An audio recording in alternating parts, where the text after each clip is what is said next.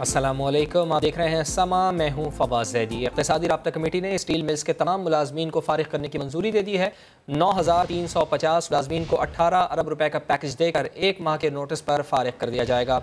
Golden handshake की मद में हर मुलाजिम को तकरीबन 23 लाख रुपए मिलेंगे। इस्लामाबाद से देखिए शकील अहमद की रिपोर्ट। जून 2015 से बंद स्टील मिल मुलाजमीन को फारिग करने का फैसला। स्टील मिल्स मालिकान के मुलाजमीन की माहाना तनख्वाह 35 करोड़ रुपए है, जबकि इदारे का माहाना खसारा 2 अरब रुपए तक पहुँच चुका है। कर्जों पर सूद और अखराजात की मद में 90 करोड़ रुपए खर्च होते हैं। स्टेक होल्डर ग्रुप के मुताबिक स्टील मिल का खसारा 300 अरब रुपए से बढ़ चुका है। मजीद जान लेते हैं, समग्र नुमाइंदे शकील अहमद हमारे साथ मौजूद हैं। शकील, बताइएगा कि मिल बंद होने से अब तक तनख्वाहों की मद में कितनी अदायगी की गई है और खसारा कहाँ तक पहुँच चुका है? देखिए, खसारा तो बताया गया है कि 300 अरब रुपए से ज्यादा है और इसके अलावा कर्जे के अलावा हैं। लेकिन 2005 अब तक स्टेक होल्डर्स ग्रुप का दावा है कि स्टील मिल जो है उसको 11 अरब डॉलर के मुसावी नुकसान हो चुका है। PMLN के दौर में जून 2015 में ये बंद कर दी गई थी और पिछले 5 साल से इसको अच्छा खासा खसारा हो चुका है। 35 करोड़ रुपए माहाना तनख्वाहों की मद में अदा किए जा रहे हैं। 90 करोड़ रुपए सूद और अखराजात दीगर जो है उसकी मद में अदा किए जा रहे हैं। 1 माह की तनख्वाह पेंडिंग है।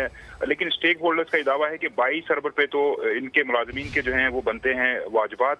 लेकिन इसके अलावा जो दीगर ग्रुप्स हैं, जो वेंडर्स हैं, सप्लायर्स हैं, कॉन्ट्रैक्टर्स हैं, ग्रेजुएटी फंड है, वो मिलाकर 52 अरब रुपए अलावा हैं। तो हुकूमत ने 18 अरब रुपए के पैकेज की मंजूरी दी है। आज जो रैशनलाइजेशन प्लान जो मंजूर किया गया है स्टील मिल के एम्प्लॉइज के लिए, उसकी ECC ने मंजूरी दे दी है। अब इस पर अमल दरामद होगा। लेकिन साथ ये वाजे किया गया है कि सुप्रीम कोर्ट ऑफ पाकिस्तान और दीगर जो अदालतें हैं उनके अंदर जो मुकदमात हैं स्टील मिल मुलाजमीन के, उनको मद्देनजर रखते हुए उनके बारे में जो फैसले, जो ऑब्जर्वेशन आ चुकी हैं, उसके मुताबिक इस प्लान पर और पैकेज पर अमल दरामद किया जाएगा। ठीक, बहुत शुक्रिया आपका शकील अहमद, आप हमें आगाह कर रहे थे। जून 2015 से बंद स्टील मिल्स मुलाजमीन को फारिग करने का फैसला। स्टील मिल्स मुलाजमीन की माहाना तनख्वाह 35 करोड़ रुपए है, जबकि इदारे का माहाना खसारा 2 अरब रुपए तक पहुँच चुका है। मुमताज़ माहिर मुआशियात और सिंध हुकूमत के साबिक़ मुशीर कैसर बंगाली ने अपने स्टील मिल्स के मुलाजमीन को फारिग करने के फैसले को बेरहमाना करार दिया है। समा से गुफ्तगू करते हुए उन्होंने कहा है कि 10,000 लोगों को निकालने के बजाय गैर ज़रूरी वजारतों को बंद किया जाए। ये बेरहमाना फैसला है, ख़ास तौर पर इस वक्त जबकि लोगों के जिनके पास रोजगार है उनको भी रोजगार का मसला है। तो लोगों को बेरोजगार कर देना सड़क पे फेंकने के बराबर है। और ये फैसला जो मीर जाफर की टीम बैठी है माशी पॉलिसी बनाने में, ये वही कर सकते हैं, क्योंकि वो आवाम के नुमाइंदे नहीं है और उनको पता नहीं है आवाम के क्या मसाइल है। मैं इस किस्म के फैसले की भरपूर मजम्मत करने की जरूरत है। 10,000 लोगों को निकाल के ये कितनी बचत करेंगे?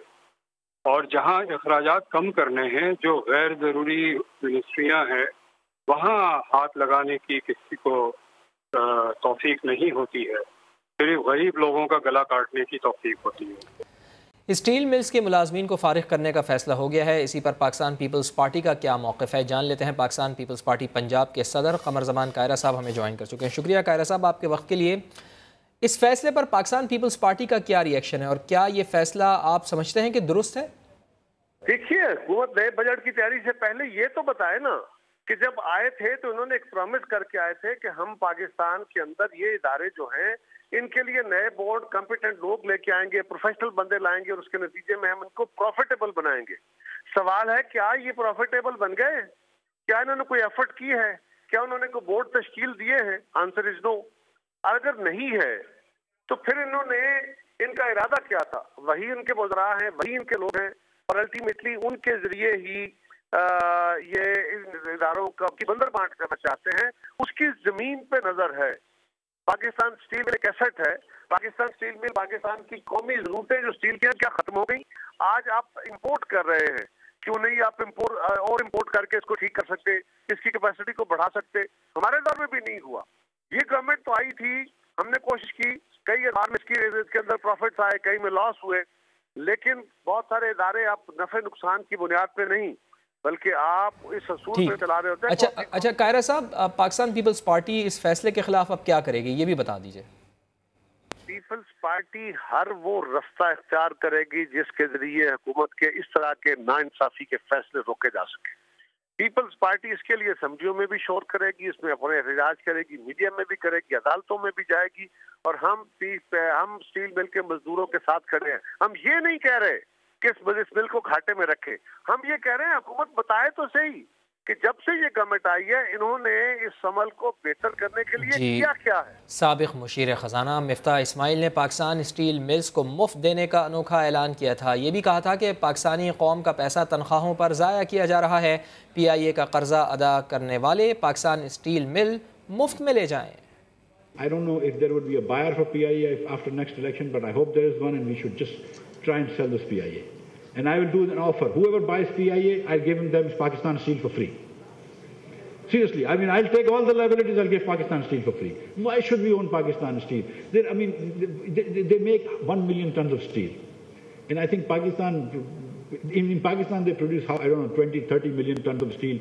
And we import a lot more. Why should we own Pakistan Steel Mill? Every month, you guys pay 40 crore rupees, 400 million rupees. Every month, you guys pay 400 million rupees for salaries to workers who don't come to work.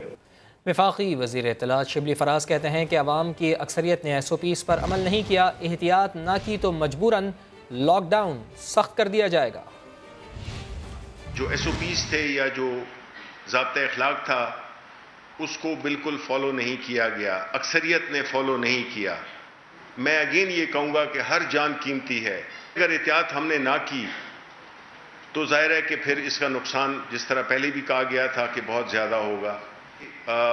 आवाम से appeal है कि अभी भी वक्त है कि वो बड़े स्ट्रिक्ट तरीके से इस ज़ाब्ता अखलाक पे तवज्जो दें, इस पे अमल करें, वरना हुकूमत मजबूर हो जाएगी कि इस लॉकडाउन को फिर सख्त करे। वज़ीर आला सिंध सैयद मुराद अली शाह असम्बली इजलास बुलाने पर स्पीकर आगा सिराज दुरानी से नाराज़ हो गए। असम्बली के फ्लोर कहा कि आपसे फ़ोन पर इजलास ना बुलाने की दरख्वास्त की थी, आपने इजलास बुलाकर हमारी रिवायत को तोड़ा है। कल हमारे मेंबर की डेथ हुई है, कल रात को। अभी कई लोगों ने दुआ भी नहीं की होगी उनके लिए जाके, और हमने वो ट्रेडिशन अपनी तोड़ दी। स्पीकर साहब, मैं इस पे मैंने आपसे कहा भी था, फ़ोन भी किया था, रिक्वेस्ट भी की थी, लेकिन खैर जो भी था, ये ट्रेडिशन बरकरार रहनी चाहिए थी। This is a sad day for the Sindh assembly. ये हमारी ट्रेडिशन थी, हमने फॉलो की थी। आज मुझे अफसोस है कि ये ट्रेडिशन टूटी है। पिछले बरस की तरह इस साल भी गंदम बहरान पैदा हो सकता है। वफाकी काबीना में वज़रा ने बड़ा खदशा जाहिर कर दिया है। वफाकी काबीना के इजलास में वज़ीर बराए मवासलात मुराद सईद ने गंदम बहरान के इम्कान का इजहार किया। उनका कहना था कि गंदम बहरान इस साल फिर सर उठाएगा। वज़ीर बराए science and technology Fawad Chaudhry ने पूछा, बहरान से बचने के लिए क्या क्या किया जा रहा है, जिस पर मुतालिका हुकाम वफाकी वज़रा को मुतमईन न कर सके। बाज़ वज़रा ने गंदम बहरान रिपोर्ट का फॉरेंसिक कराने का मुतालबा भी कर दिया। उन्होंने राय दी है कि चीनी रिपोर्ट की तरह गंदम रिपोर्ट को भी मिसाली बनाया जाए। कोयटा में भी पेट्रोल की किल्लत, पेट्रोल 155 रुपये में फ़रोख्त होने लगा। बलूचिस्तान पेट्रोलियम एसोसिएशन का कहना है कि निजी कंपनीज ने पेट्रोल की सप्लाई रोक रखी है। मोहम्मद आतिफ की रिपोर्ट। कोयटा में पेट्रोल की किल्लत पैदा हो गई। शहर के मुताबिक पेट्रोल पंप्स बंद हो गए। जहां दस्तयाब है वहां 155 रुपये लीटर फ़रोख्त किया जा रहा है। पेट्रोल पंप्स पर गाड़ियों, रिक्शों, मोटरसाइकिलों की लंबी लंबी कतारें लग गईं। शहरियों का कहना है कि वो मजबूर होकर पेट्रोल डलवा रहे हैं। हुकूमत पेट्रोल पंप मालिकान की मनमानियों का नोटिस ले। मुझे जाना था स्टैंड, और जो है इसीलिए डलवाना पड़ा, और जो है इसी खातिर जो है मजबूरी है, और कोई बात नहीं है। इस पंपों को जो है ना जला देना चाहिए। गवर्नमेंट का क्या आर्डर था? बस आवाम तो इसी तरह है। आज ये तीसरा दिन है कि मैं आ रहा हूँ, 155 है और मैं वापस जा रहा हूँ। एक जानिब किल्लत का रोना तो दूसरी जानिब पेट्रोल पंप मालिकान कहते हैं कि हुकूमत ने जो रेट मुकर्रर किया है इसके मुताबिक ही पेट्रोल फरोख्त किया जा रहा है। ये वी पावर पेट्रोल है, इसका गवर्नमेंट रेट है। ये आई ऑक्टेन बोलते हैं, वी पावर इसका दो नाम होते हैं। इसका रेट ही है ये 155 रुपये।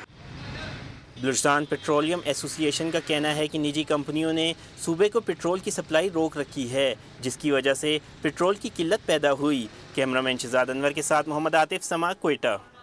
पेट्रोल तो सस्ता हो गया लेकिन मिल कहीं कहीं रहा है। जी हाँ, कराची के बेशतर पंप्स पर पेट्रोल नायाब हो गया है। जहाँ मिल रहा है वहाँ लोगों का बहुत ज़्यादा रश है।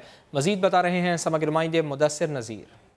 जी बिल्कुल, पेट्रोल तो सस्ता हुआ मगर इसके सम्राट अभी तक आवाम को ठीक तरह से नहीं मिल पाए। अभी कराची में 70% जो पेट्रोल पंप्स हैं वो तकरीबन बंद हैं और निजी कंपनीज़ की जानिब से जो सप्लाई है वो नहीं दी जा रही इन पंप्स को। और बहुत सारे ऐसे पेट्रोल पंप्स हैं जहाँ पर पेट्रोल तो दस्तयाब है लेकिन वहाँ पर बहुत ज़्यादा रश दिखाई दे रहा है। इसी तरह जो ट्रांसपोर्ट मालबरदार गाड़ियाँ हैं उन्हें बहुत ज़्यादा परेशानी का सामना है। गुड्स ट्रांसपोर्ट मालिकान का कहना है कि यही अगर सूरत हाल रही तो गुड्स ट्रांसपोर्ट भी बंद हो जाएगी और डीजल की फराहमी भी नहीं है।